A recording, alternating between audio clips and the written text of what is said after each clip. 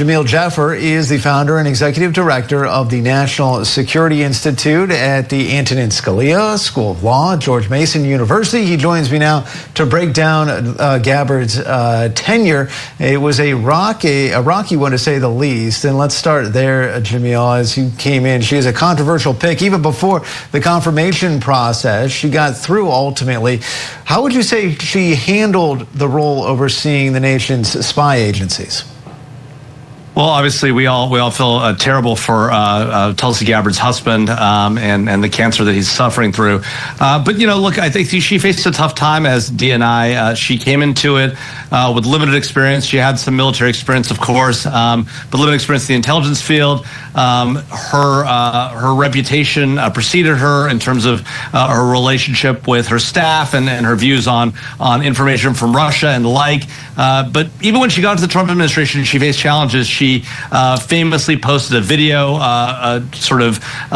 critical of nuclear weapons, obviously the U.S. being one of the world's largest nuclear states, without apparently letting the White House know this was happening. She was not around when the president made his decision to reauthorize Section 702. She was down in Georgia looking at ballots, which again, odd role for the director of national intelligence. We saw her not get invited to meeting after event at the White House, and so it became clear to everyone watching that she wasn't part of the inner circle at the White House for whatever reason, and it was clear that she wasn't being effective in that job. Yeah, and we've not seen a whole lot of her in recent months, and you rightly point out thoughts being with her family as they struggle with her husband's health diagnosis. But, you know, even before she entered Trump's orbit, her political career was really baked in this sort of anti-interventionist policies. How much of a role do you think U.S. military action in Iran and Venezuela complicated her role with the president?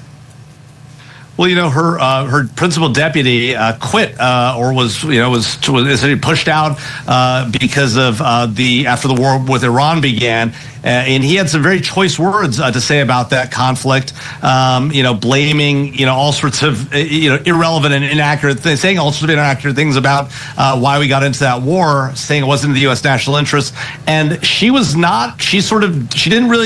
defend it, but she didn't come out against it either. And that's obviously a real problem for the White House that was very forward-leaning on that conflict. And so, look, she didn't support the Venezuela operation. She didn't support the Iran operation. The president has been much more interventionist than I think his base thought he would be, and that reflects on her as well, that she did not support that. And President Trump does not like having people around him that do not support where he's going, and that was a problem. We've seen that challenge, by the way, as well with the vice president, and at times the vice president, you notice, has been boxed out of things. He was famously sent to Pakistan to negotiate with the Iranians, while Marco Rubio sat by the president's side at a UFC fight down in Florida.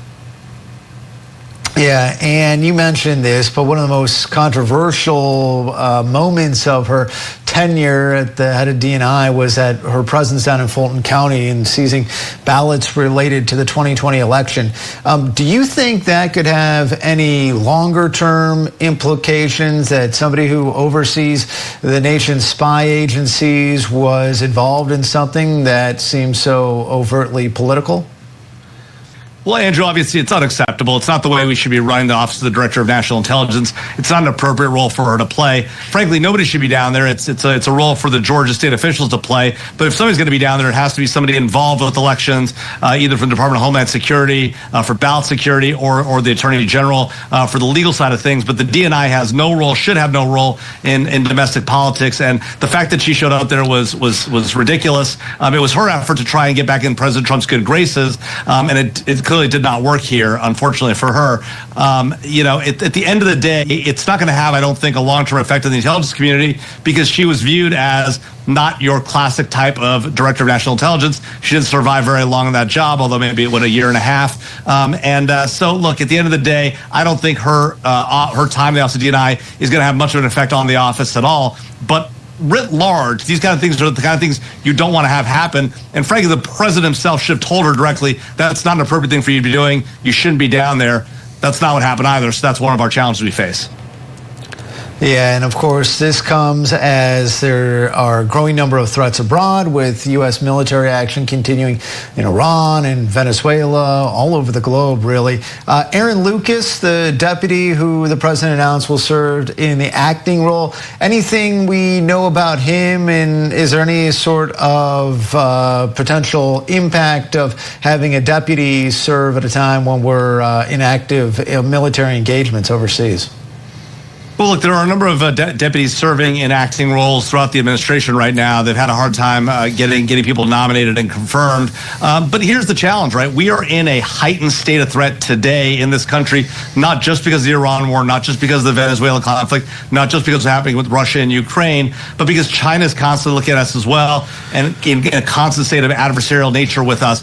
But you add on to all of that, there remain terrorist groups focused on the United States, focused on attacking us here at home and our allies and friends abroad. So this is a time of great moment for our nation. We are at probably the highest threat we have been since even before 9/11, given all the nation state threats, all the terrorist threats against our country. So not having a director of national intelligence is a challenge. The intelligence community will continue to soldier on. We've got a solid director at NSA, a solid director at CIA. We've got some good folks on the team. Eventually, the president will either put this person, Aaron Lucas, into the permanent job, nominate him for confirmation by the Senate, or find another person to replace Tulsi Gabbard. But for now, we're going to be without a DNI, and it is important at this time that we get the authorities we need. You know, we're on a 45-day extension of Section 702, the most important intelligence authority out there. Makes up about 60% of the president's daily briefs. So, you know, we need to make sure Congress needs to do its job, the president needs to do his job, and make sure we get a nominee in there and get somebody confirmed to that job. But at the end of the day, you know, while it's unfortunate to hear what happened to Tulsi Gabbard's husband, it's probably the right thing for the president, probably the right thing for Tulsi Gabbard to have somebody else in this role. And Jamil, before I let you go, looking forward to this weekend, it seems like there could be some movement in Iran. I guess that's sort of the operating procedure we've mostly been under, this idea that there could be a breakthrough at any moment that ultimately does not end up happening. But is there anything that you're looking for as we head into the weekend as a potential breakthrough or development? Well, you know, we'd heard, obviously, that the president wasn't going to go to his son's wedding, Don Jr.'s wedding, but he had planned on going to a golf outing up in New Jersey. He has now canceled that. In fact, he put out on Truth Social that he thought it was an important moment for the nation for him to be back at the White House. Not clear what that means. Could that mean something about Iran, either a breakthrough in the peace deal? I kind of doubt that. Maybe some action against Iran to force them back to the table. That's a possibility. And then there has been this ongoing discussion about whether we might do something in Cuba. You know, it's so we'll see how this plays out. But a lot of things on the table that could happen going forward. So, you know, watch and wait to see this Memorial Day weekend. Yeah, and you were just looking at a live picture of President Trump, who is currently on the road in New York campaigning for Republican Congressman Mike Lawler. Jamil Jaffer, founder and executive director of the National Security Institute. Sir, thank you for your perspective this afternoon.